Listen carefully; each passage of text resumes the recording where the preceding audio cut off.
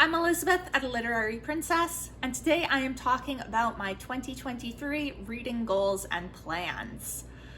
So, it's going to be 2023. Wow, I don't know where the time went, but it went somewhere. Honestly, 2023 doesn't sound like a real year to me. Like it sounds fake, but okay. So, I have some really exciting plans for reading, but first, let's talk about what I am setting my Goodreads challenge to, because that's always the real question. Now, in 2021, I had set it to 100 books, and for the first time in 5 years, maybe more, I did not make my goal, which is very strange. I usually get at least a few over my goal, but I set it to 100 and only read 73 books. So for 2022, I was like, okay, you know what? We're chilling. I set it to 50. I'm like, I know I can get more than 50. And indeed, I am currently at 90 books. And I'm pretty sure if I keep reading the way that I am intending to, I will hit 100 before the end of the year. So for 2023, I am putting the goal back to 100. I think something that will really help with this is that I'm not doing any coursework, and I will have been finished with my exams in January. And I will have to do reading for my dissertation, but I just feel like I'm going to have more time to kind of read some easy, fun stuff that'll go a little quicker. I say as I'm about to talk about a bunch of books that are not easy. Whether they're fun is debatable. But I think I will be able to hit 100 next year with no problem. So that's my Goodreads challenge. Let's get into some of the more specifics. And the first thing I would like to do is talk about the George Eliot project, which is my kind of pet project for next year. I talked a little bit about this in the end of the year book tag, but I'm gonna go a bit more into depth. So if you've been here a while, you know I have a very complicated relationship with George Eliot. I have read quite a few of her books now, actually, and I have loved some of them. The Mill on the Floss, Daniel Deronda, and Romola, I adored those. Middlemarch, I liked pieces of, but overall I did not like. Adam Bede, I never even finished. And then Silas Marner, I read when I was 14 and I didn't like it, but I don't think it's fair to judge based on 14-year-old me's opinion. Although to be fair, sometimes she's right. She liked The Mill on the Floss. But so I have decided that I am going to spend 2023 reading all of George Eliot's fiction in publication order. This will be including her short stories, but it will not be including any of her nonfiction, which she has a lot of. She also has poetry and translations, and I was just like, no, I'm not doing it. I don't like poetry. Nonfiction, depending on what it is, but what I really want to read is her fiction, because what I really enjoy is fiction. So, there are 11 works of fiction from her total, which works out perfectly because I think I'll probably need 2 months for Middlemarch because that book is chunky. So, some of these are going to be rereads, some of them aren't. I will be starting in January with Scenes of a Clerical Life. This is actually 3 novellas in one book. It was her first fictional publication and was very popular. The stories are The Sad Fortunes of Reverend Amos Barton, Mr. Gilfil's Love Story, and Janet's Repentance. And somebody talked about Janet's Repentance recently, or maybe it wasn't recently and I just watched the video recently, but I have absolutely no idea who it was. But you know, so that will be what I am reading in January. And then for February, I will be finally getting through Adam Bede. This isn't even that long of a book. comparatively. It's less than 500 pages in the end.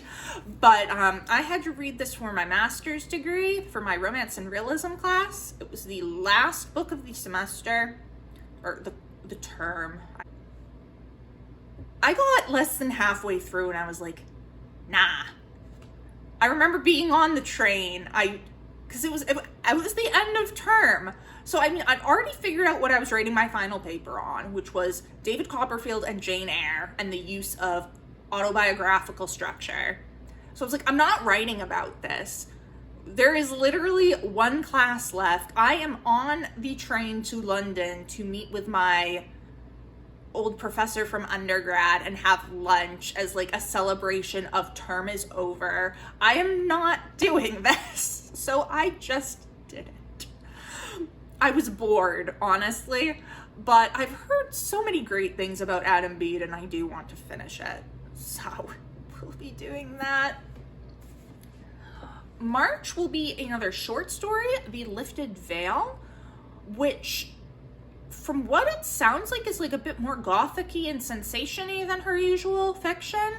I have never read it before. I don't have a physical copy here. I have it in a giant anthology on campus, but even if it were here, I probably wouldn't want to hold it up. It's the Norton Anthology of Women Writers. But so excited for that, and it'll be kind of nice. I think the good thing about some of these early ones is there's like a mixture of long and then short, so I won't get too burned out, hopefully. April will be The Mill on the Floss, which is my favorite Eliot book. I actually just reread this year, but I'll read it again. I really enjoyed it. May will be another short one. This is Silas Marner. Again, haven't read this since high school, freshman year. This is the copy that I had in high school, freshman year. Did I take any notes in it? No, it doesn't look like it. I just remember it not picking up until like chapter 12, which is like this much is before chapter 12. So we'll see what I think this time. June will be another reread. This is Romola, and I love Romola. It's very dense in some ways, but I moved along quite well, you know, considering this is historical fiction set in Renaissance Florence. But I really enjoyed this, and I'm looking forward to rereading it and focusing a little bit more on some of the historical aspects because I didn't know much about that. 4 July is another short story. This is Brother Jacob, another one that I don't have a physical copy of. Yeah, I know nothing about this one, but I'm reading it in July. And then August will be another one that I don't have a physical copy of.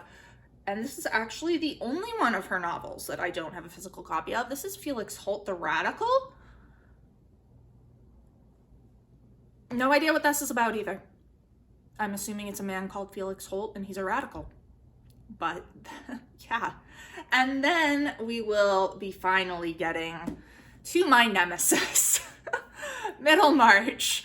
So I am taking 2 months to do Middlemarch. Potentially. I mean, maybe I can finish it in 1 month. We'll see.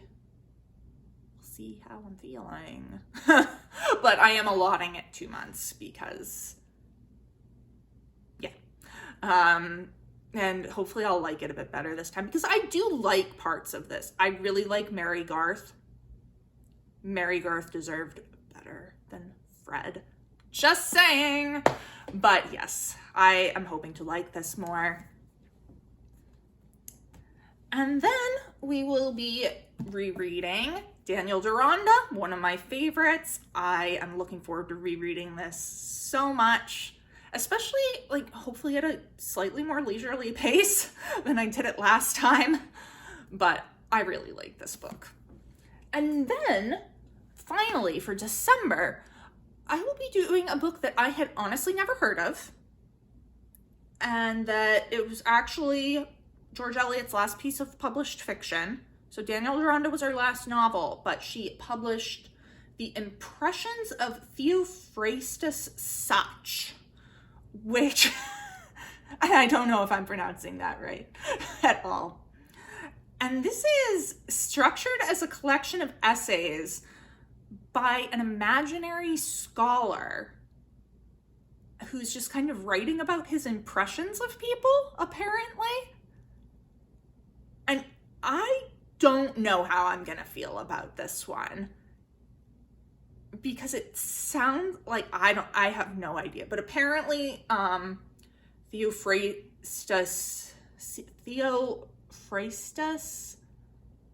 I don't know, is like kind of an eccentric character, and that gets revealed as we read his essay. I don't know how I'm gonna feel about this one, but it's happening. So here we go. The other thing that I'm hoping to do for my George Eliot project is read a few works of nonfiction regarding her, because I have not actually read a biography of her. I have read some things that discuss biographical aspects of her, but not like just a straight biography. So I am looking at a few different ones. George Eliot, The Last Victorian by Catherine Hughes would be one. This is from 1998. And then the other one that I'm considering is a bit newer. That's The Life of George Eliot, A Critical Biography by Nancy Henry, which was published in 2012. Honestly, we'll see what the library has. And then another thing that I definitely am planning to do is for alongside Middlemarch, I want to read George Eliot's journals about Middlemarch, about like the writing of Middlemarch. I saw these at the library, my university library, and I was like, ooh, I kind of want to get that out. But I was like, no, you don't have time for that right now. But you know when I will have time for it? In 2023. So I think that'll be a really good companion to read with Middlemarch, especially because I struggled with Middlemarch before. And I'm kind of wondering if there's one for Romola, because that would be really interesting. I need to just kind of do a little digging. But yes, I do want to read some nonfiction regarding Eliot, just not necessarily her essays and stuff like that. So that is the George Eliot project. I am planning to do vlogs for each of these. So that's a little bit different. I've only ever done one vlog. It was for the 2022 NeMLA conference. So, and I really want to get more into vlogs because I enjoy them, and they're not like a, you know, formal sit down video like this. So I'm going to try to do that in 2023. So that's my other thing, is to try out vlogging, and I'm specifically doing that with the George Eliot project. And so my other scholarly reading focus that is not directly related to my dissertation is that I am chairing a panel at the NeMLA conference for 2023 in late March. So I am reading all of the books that are related to that are getting spoken about at my panel, so that I can have intelligent questions to ask the presenters. So first up will be a reread. This is Olive by Dinah Mullet-Craik. I was gonna try to read this in Victober and it didn't happen, but I figure early 2023 will be good. My colleague Michaela, who is chairing the panel with me, is actually presenting on this, and I'm very excited to hear what she has to say. And then another one that I had wanted to read in 2022 and it didn't happen. This is A Sunless Heart by Edith Johnstone. I'm really looking forward to this one. It sounds super interesting, and the presenter is writing about trauma in this book. So it sounds like it'll be really good. And then the last one I have physically for that is Mary Barton by Elizabeth Gaskell. This is another reread for me. Honestly, don't remember much about this book, but I've heard a lot of people have really liked it on BookTube, so I want to give it another shot. And the ones that I don't have physical copies of are The Hour and the Man by Harriet Martineau, which the presenter is looking at a Black character in this, I believe. And then the remaining one is A Romance of Two Worlds by Marie Corelli. And I don't remember what the presenter is talking about in this one, I'm sorry. But so those are the ones that are on the panel that I am sharing. And then I am also presenting on a book, and that book is The Woman in White by Wilkie Collins. I just read this year, but I'm going to be rereading it so that I can write my paper because that does have to happen. So those are all of like the kind of scholarly classics that I am really focusing in on for 2023.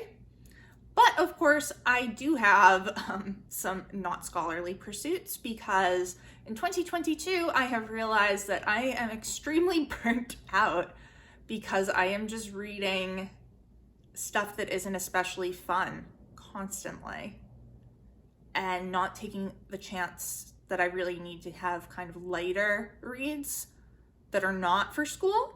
So I am changing that this year, or for 2023, with my feature Fairy Tale Friday, which I've only done one of over here on YouTube, but I used to do on my blog.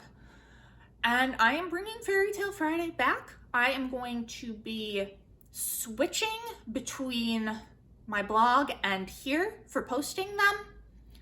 And I've got 12 fairy tale retellings picked out. The idea of Fairy Tale Friday is that I pick a fairy tale retelling and I look at it in comparison to the original tale, including lots of variations of the tale to see what did the author use, what did they leave out, what did they change, and just look at it, okay, how is this a retelling, what's it doing? I've always really enjoyed doing it. It's like kind of a project of love because I enjoy retellings. So I've picked out 12 retellings that I'm going to be reading in 2023 and talking about. So I will go through them with you. This is not going to be in the order that I will read them in. I have no idea what the order I'll read them in is because I am just gonna let myself be a mood reader. And if I'm in the mood for a Cinderella retelling, I'll pick up a Cinderella retelling. And if I want Snow White and Rose Red, I'll pick up Snow White and Rose Red. So while I have specific things that I need to read each month for the George Eliot project or for my school readings, this is just gonna be, I have choices and I can pick whatever I'm feeling like. All right, so first up is one that has been on at least one TBR, possibly two. It was actually on the first TBR I ever posted, and shocking, I didn't read it this year. This is Little Thieves by Margaret Owen. This is a retelling of The Goose Girl, but it is focused on the maid who forces the princess to switch places with her. So it's one of those ones that looks at the villain, which I always enjoy. Then we have a reread. This is Mirror Mirror by Gregory Maguire. He is probably one of my favorite fairy tale retellers. I adore Confessions of an Ugly Stepsister. I remember really liking this when I read it, and I do need to reread it. Also, the cover. Hold on. Tell me that's not amazing. Ugh. Next up is another Gregory Maguire. This is The Wild Winter Swan. Oh, I should say, this is a retelling of Snow White, if you can't tell. So yes, another Gregory Maguire. Like I said, I love him. This is a retelling of The Six Swans. And it also has a great cover, but I don't feel like taking the dust jacket off. One that I've talked about on here before. This is Dark and Deepest Red by Anna Marie Miclemore. This is a retelling of The Red Shoes. And then a middle grade book. This is Snow and Rose by Emily Winifred Martin. This is a retelling of Snow White and Rose Red, and it is also illustrated. And tell me this is not like the coziest looking book you've ever seen in your life. We have Deathless by Catherine M. Valente. This is a retelling of Koshchei the Deathless, which is a Russian folktale. And I can't wait to read this. I've heard so many great things about it, and I have had it on my shelf for a really long time and just not read it yet, even though I want to. So I really am looking forward to this. One that I just got recently, this is The Wolf and the Woodsman by Ava Reed. I read Juniper and Thorn earlier this year and loved it, so I asked for this for my birthday, and my mom bought it for me. It is a very loose retelling of Little Red Riding Hood, if you can't tell. And then another one that I bought recently, this is Shadow in the Glass by J.J.A. Harwood. It is a dark retelling of Cinderella. And next up, two more rereads. This is Fairest by Gail Carson Levine. It is a retelling of Snow White. I adore Gail Carson Levine. Ella Enchanted is one of my favorite, not only my favorite retellings, but just one of my favorite books in general. This is a middle grade book. I really enjoyed it when I read it, and I'm looking forward to reading it again. And then another of my Queens of Fairy Tale retellings. This is Deerskin by Robin McKinley. This is a retelling of Donkey Skin, or Many Furs, depending on which version you look at. It is trigger warning heavy, but it's so beautiful. There is one that I have that on my Kindle, and then a few that I don't have, possibly only two that I don't have. Oh no, it's only one. Never mind, I lied. Okay, so one that I have on my Kindle and one that I don't have, and we'll have to get from the library or buy. So the one on my Kindle is The Seventh Bride by T. King Fisher. This is a retelling of Bluebeard, and I read my first T. King Fisher earlier this year and loved it. It was The Hollow Places, so I'm really looking forward to this. And then the one that I don't have is To Kill a Kingdom by Alexandra Christo. This is a retelling of The Little Mermaid. So that is what I am hopefully reading for Fairy Tale Friday. And while this is definitely not all that I'm planning on reading in 2023, these are like kind of the three main projects, I guess we'll call them, that I am going to be focusing on and that you will be seeing a lot of on here if you stick with me. So let me know down in the comments below, have you read any of the books that I've talked about? What did you think? What are your reading plans for 2023? It has been great chatting with you. I will see you soon. Bye.